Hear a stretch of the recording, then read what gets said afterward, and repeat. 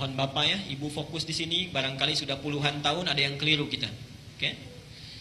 Pertama, hadis riwayat Aisyah dulu. Rasulullah sallallahu alaihi wasallam ketika beliau hendak mandi janabah, itu yang dilakukan adalah menuangkan air dulu, membasuh kedua tangannya. Oke? Jadi dua tangannya dulu dibasuh. Kemudian setelah itu, ini gambaran umumnya, beliau berwudu seperti wudunya untuk sholat. Jelas sampai sini? Basuh tangan, berwudu seperti wudu untuk sholat. Yang ketiga, dari bejana yang sudah disiapkan itu, kalau kita mungkin gayungnya sudah ada, mengambil sebagian air, kemudian menyela-nyela rambutnya, diratakan dengan tangannya. Jadi tidak langsung menyiram air, Pak ya? Tidak langsung menyiram air, Ibu ya? Jadi yang pertama ingat, air diambil untuk basuh tangan kita dulu. Yang kedua apa? Berwudu seperti wudu untuk salat.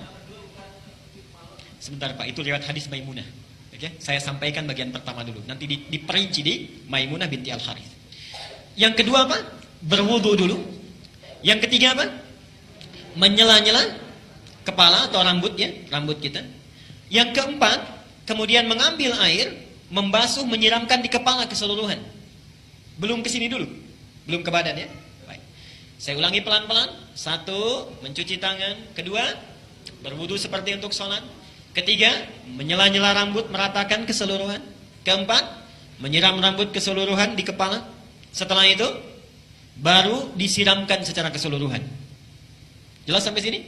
Disiramkan secara keseluruhan menggunakan sabun dan seterusnya.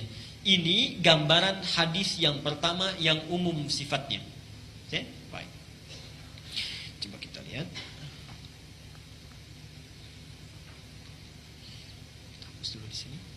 Nah, sekarang kita lihat bagian yang kedua. Ini riwayat siapa tadi? Aisyah radhiyallahu anha.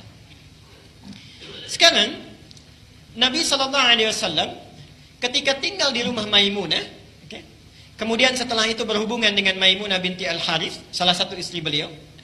Kemudian Nabi sallallahu alaihi wasallam melakukan mandi janabat saat itu. Hadisnya diriwayatkan oleh Maimunah dari Abdullah bin Abbas. Abdullah bin Abbas di Al-Bukhari nomor hadis 265. Perhatikan. Sebentar, saya menyimpang dulu pelan-pelan. Ibu masih ingat Bapak kisah Ibnu Abbas itu? Anaknya usia berapa tahun?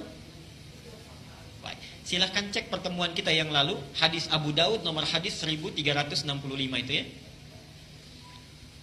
Ibnu Abbas dalam usia 4-5 tahun itu memaksa ingin tinggal di rumah bibinya Maimunah. Jadi Maimunah ini bibinya Ibnu Abbas. Tinggal di sana, ingin melihat bagaimana sifat bangunnya Nabi dari tidurnya sampai tahajud. Saya pernah terangkan ini ya. Baik.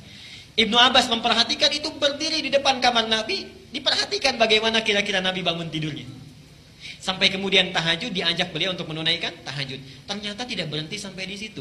Kelak kemudian hari, Ibnu Abbas ini karena sungkan bertanya kepada Aisyah kan, kalau Maimunah itu bibinya, bertanya kepada Maimunah bagaimana caranya Nabi SAW bermandi janabah.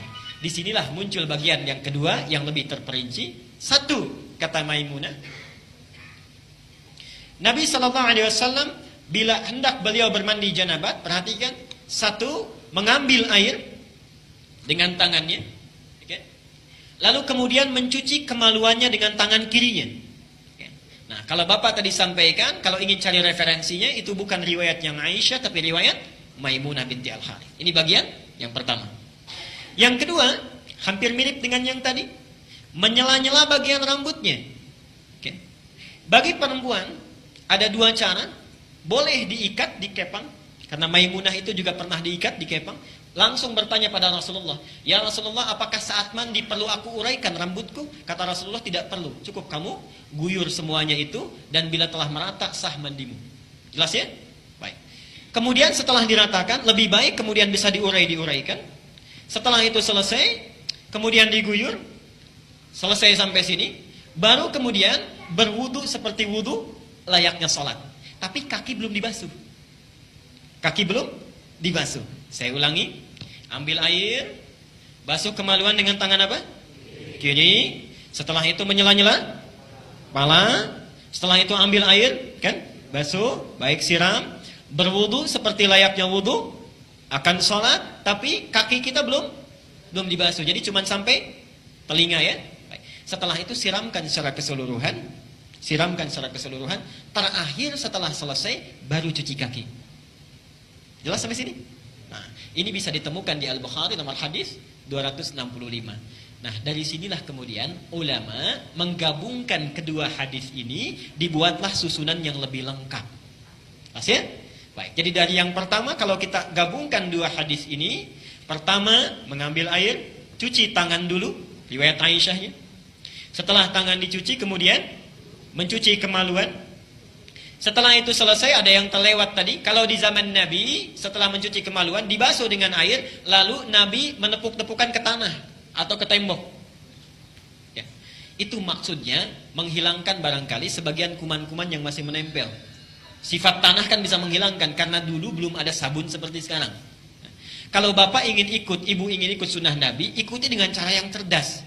Jangan setelah dibasuh, tempel-tempelkan ke tembok begini.